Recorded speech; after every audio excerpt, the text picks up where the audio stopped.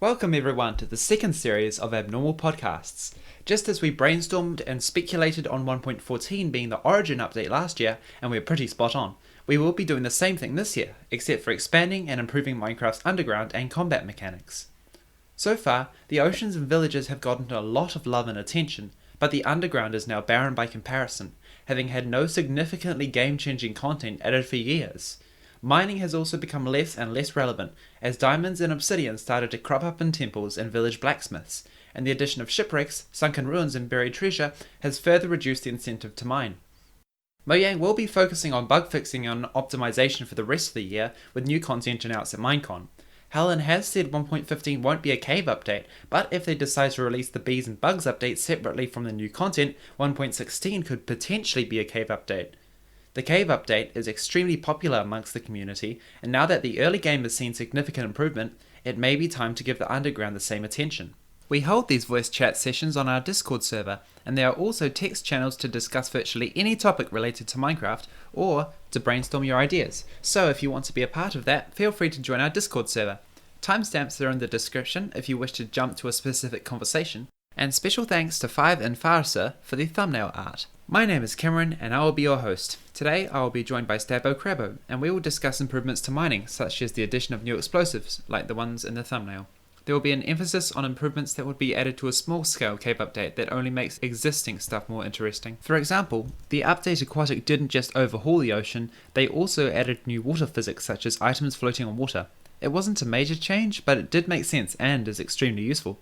No one has to risk drowning when recovering items, especially from a previous death. Stuff of that scale. Yeah, I mean, it doesn't make sense how everything floats, but I mean, it does for making it easy. Well, it's convenient.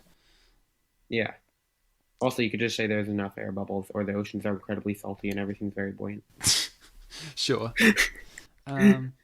Okay, so first topic is how caving could be made more interesting. So, All right. So first off, strip mining is boring, but eventually you have to do it if you overexhaust an area and there's no more ores, and that's kind of a problem because if the ores are not renewable in one area, you have to just keep decimating the underground, and it just gets boring and tedious and repetitive. And repetitive is bad because repetitive is boring, and boring means people make farms. So we need a renewable way to get sort of ores. So I suggest some kind of mob that drops ores, which is a little more specific, but it's more about the overall problem getting the ores, and also perhaps underground you can pan for certain ores and minerals in nugget form so that a certain area does not become overexhausted and you don't just strip mine everything.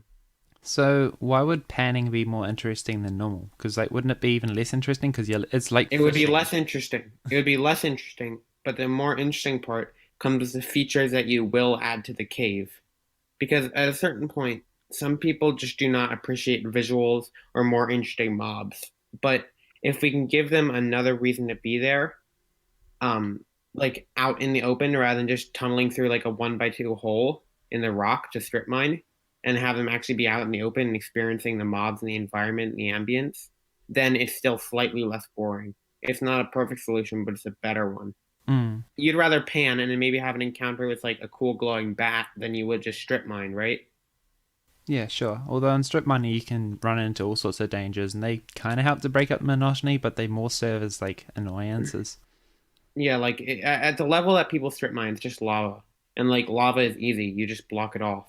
Speaking of which, I think we had the idea to make lava caves slightly less in volume, so make them generate just slightly lower, so they're not too much of an annoyance. I mean, part of the fun of searching out at diamond level is navigating your way through lava caves, pouring the obsidian on it. Those massive ravines with lava pools, but it might just be a bit too pervasive. Also, maybe if they ever update lava stuff to look better with black stone and stuff instead, there could perhaps be bigger lava caves, but like further down, obviously, with like only a layer of lava and some kind of floating stuff for parkour to like an area with ore. I'm not sure if that could be done with structure or natural generation.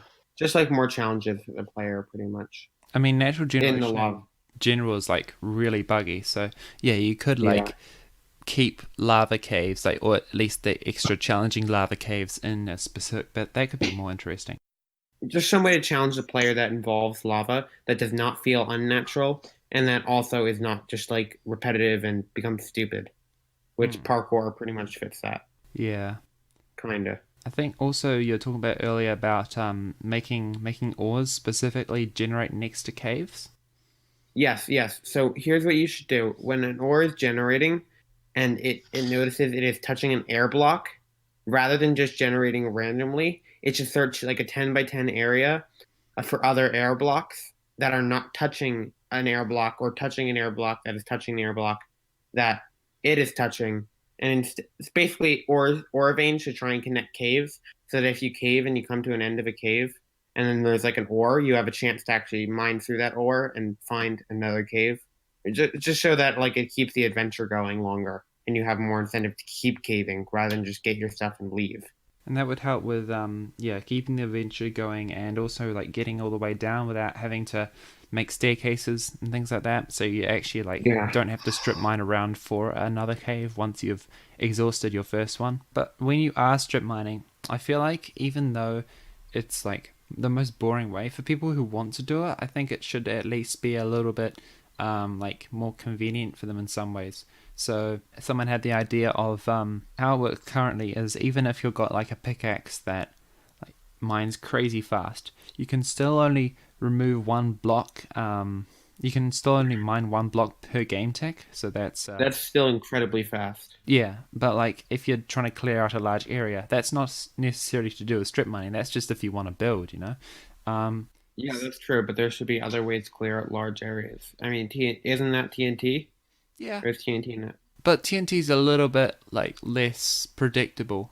And like if you even if you were to add like more types of TNT, it's like that would clear out a specific area. It's still a bit finicky to work with. What if there was an enchant on flint and steel that made it so that the TNT would explode in a square or in a predictable circle instead? But it would still be like if you just want to like chisel out parts of it, or if you don't want to mess with TNT, or if you want to destroy specific parts. I still think there's a part for, or if you, Okay, but I don't know actually. once per game tick still sounds really, really fast. And I've felt that fast. I mean, it still takes a long time to clear out big areas, but there should be some way other than mining to do that. Because the player already can mine at like an unreal like speed. Yeah, I'm talking about more We end have game very strong. stuff. Also, I think isn't endstone resistant to TNT? Let me look it up. This should just be removed. Well, so there's a you can only mine 20 blocks per second. But if that was removed except for the first few seconds, you could like insta mine whenever you want. But if you wanted to clear out a large area without messing with TNT, even if it's like better TNT, I feel like there should still be like that option for technical players or just like get end game players just to. I think the problem with that is that there should be a more believable, easier way to do it. Because imagine if you could upgrade to a point where like things just died around you. Like that would be insane, right? And I feel like when you are at the end game and you're already giving them the ability to mine faster than a tick per second, it's kind of getting to that level of ridiculousness where there would be it would be easier to like implement a more believable way to do it. No, the point is like if you have a haste 2 beacon and an efficiency 5 diamond pickaxe, then you can already insta mine stone. But the point is, even no matter how fast you go, you still can't destroy more than 20 blocks a tick Why is that a problem? for really large stuff. Or if you just want to like go mining and just like clear out massive areas without resorting to TNT, because even if you place the TNT perfectly, you know, it's still a hassle to set up and it might even be quicker to go mining. So why not just make it a little bit more quicker instead of having to like rig up a whole lot of TNT? Because it's not believable. I It doesn't feel matter if it's not believable.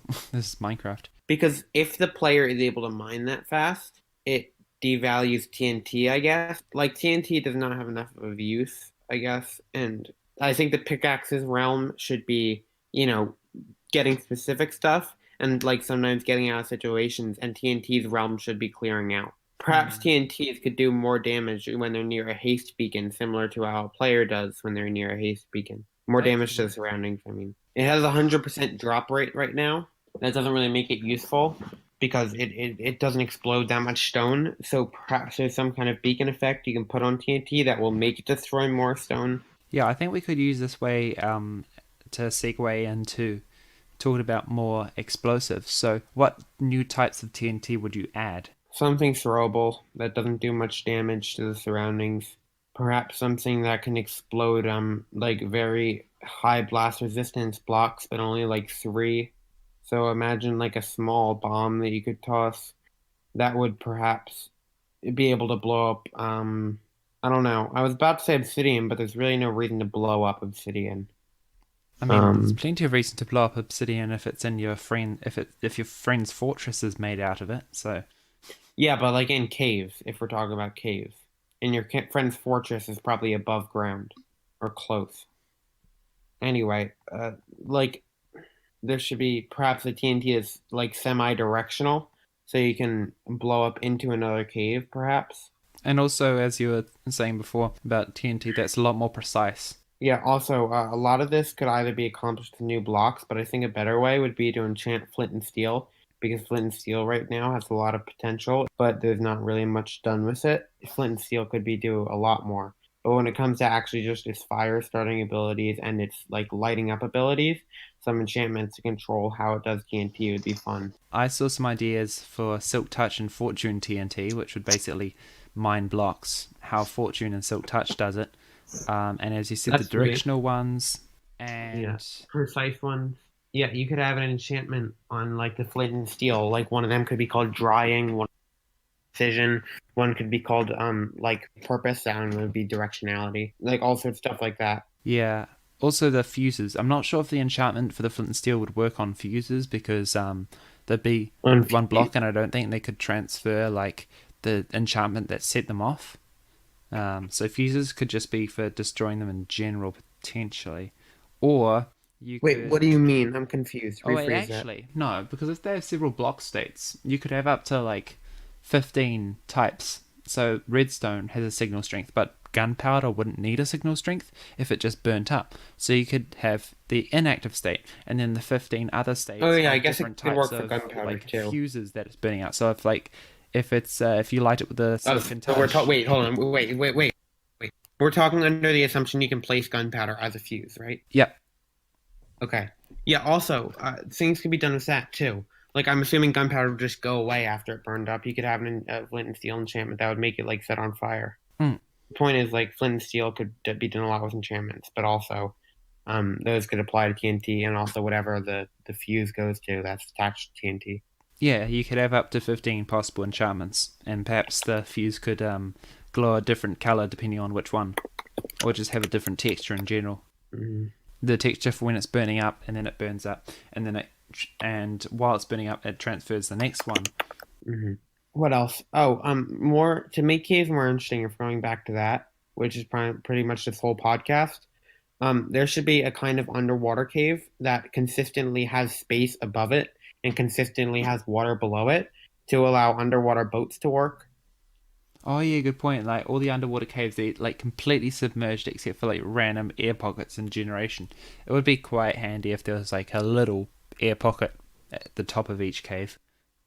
Yeah, but imagine like a literal river cave where it was like a river on the bottom and the boat at the top, and then maybe the top could have some kind of new like shiny block on it. It was sparkly, like something cool. I don't know, just more modes of transportation underground than there are above ground. Because underground is not like another dimension or another medium. It is made of stone and earth, which is the same thing the surface is made out of. When I picture an underground cavern, I do picture something a lot more awe-inspiring. I think the last note that we had here, well, obviously stone variants are craftable like others. So when actually this was something I was thinking about. It's weird when I first like encountered stone. I'm like, why does it turn to cobblestone? It's annoying how you have to smelt it back into stone because like normal stone is used in so many things, and it doesn't really feel worth making into another block since it's been in the game for so long. But like, Well, then what do we do? Because we can't. How do we get rid of it in that case? how do we alleviate the negative things surrounding it? Well, granite, diorite, and andesite. they don't have cobblestone variants, and I don't think they should just turn into normal cobblestone when mined, because that'd be weird. Should they have their own cobblestone variants? Is that what you're saying? I'd love that. I'm not sure. I guess if it would be good for builders, but I'll send you a video after this about this. It was actually one of Grian's, but he had some really good ideas about stone variants. yeah, I think I saw that one. Where he had like all the houses, they were made of different kinds of stone. Mm-hmm. Yeah. Like something like that, I think it'd be really cool, where all the stones are treated like the stone block is. Oh yeah. So it would be like per biome, and also in layers in the underground, so you can kind of Yeah, get a better feel for the progression. Also, I yeah, think normal stone should be renamed because it's kind of weird. It's like having when they added the pufferfish and the salmon and the clownfish back in 1.6, I believe. The original fish was just called fish. What is this stone? Like, you've got stone, but now you've got different types of stone. So what is I this don't know, stone? limestone, bedrock, like take your pick, it doesn't matter. I think I like limestone. That could work pretty well. Nah, because limestone traditionally, because I'd like to actually at one point see limestone in the game as some kind of sort of chiselable item, like with a bunch of different variants, sort of like quartzes. I think that could be cool. But I don't want stone to be called limestone because limestone, when it's normally found, is found in great amounts in caves. And caves are actually pretty pale because they're made of limestone, and limestone's pretty pale. Yeah, fair enough. I think stone should be renamed. Hold on. See, I'd call stone granite because that's the majority of stone. Sedimentary rocks. Okay. Yeah, those are the ones we're looking for. Stuff Sed like well, andesite, diorite, and granite are all igneous, so I think they should probably only generate near lava. No, it depends. Shale, sandstone, and limestone. I'd say rename normal stone to shale. Yeah, shale could work. Yeah, shale's not hard at all. It's actually pretty splintery. And the fact that we can break stone with our hand kind of suggests that too. Mm. And also, it even looks like it next to it. Like, you Yeah. know, all the layers that are in stone recently? Yeah, I think it could I mean, work quite well if it was just called shale. And I mean, it's still the same amount of characters as stone as well, and it also starts it with S and ends with E. Isn't that spooky? Speaking of which, it's kind of weird because the three other rock variants, which are andesite, granite, and diorite, are igneous rocks, and it kind of feels a hmm little weird because, like, they're igneous, and igneous usually generate a much lower or just near volcanoes new rock. It's cooled from The lava, and volcano then it biome. like it flakes off and piles on as sedimentary Yeah, rock, and then it like gets drawn into the earth and gets a lot mixed harder. up. Yeah, heat, pressure, time turns into metamorphic rock, and then like if it gets too low, it turns back into lava or magma, and the cycle begins again. So it's kind of weird to see igneous rocks generating so weirdly, but I think we could just kind of like forget about that and make them generate per biome. But having said that, igneous metamorphic sedimentary kind of arrangement could allow for some interesting like layers in the underground. Now, with what you said about lava, and we're getting a little bit into more advanced stuff here. What if there was actually a way to, based on what you dropped into lava, based on like kinds of stone, you could actually get new kinds of stone out of lava rather than being able to craft sedimentary, or not sedimentary, igneous rocks? Because the way that you can craft igneous rocks is a little weird. Mm. Like where you mix, like you know, you mix quartz with cobblestone to get diorite. Yeah, and then you add stone to that to get andesite, or quartz to that to get granite. Yeah, it's kind of weird. It would be cool if they added that to the furnace instead, possibly. Although then again, they'd have to like change smooth stone around. So I don't know how No, viable then that it have is. to be the blast. Then it have to be the blast furnace, and then the blast furnace. This is just a big like hard thing. Oh yeah, that could actually be quite interesting use for the blast furnace, like as well Maybe there as could be cooking in stuff. like a few blocks you place in front of the blast furnace that could be called like the casting area or something, where you could like. No, that's more like a smithing table thing. I don't know what you'd call it exactly, but like some kind of like pool of molten rock, and that's how you'd get new rocks. They have that bit of lava in their buildings. What do? The blacksmiths, well, they Well, used to. yeah, I think they yeah. still do in They some. do. They still do. Oh. I think you're talking about real life blacksmiths, and I was like, no, that's molten metal.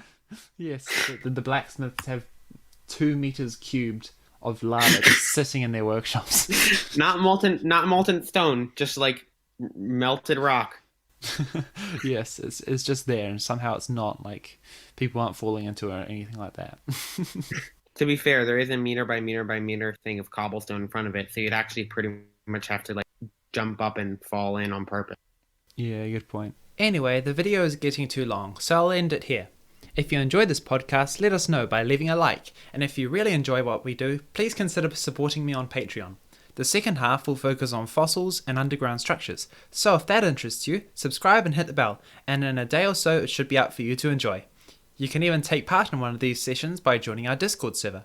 We also have a subreddit for submitting suggestions and a Twitter page. Until next time, stay abnormal.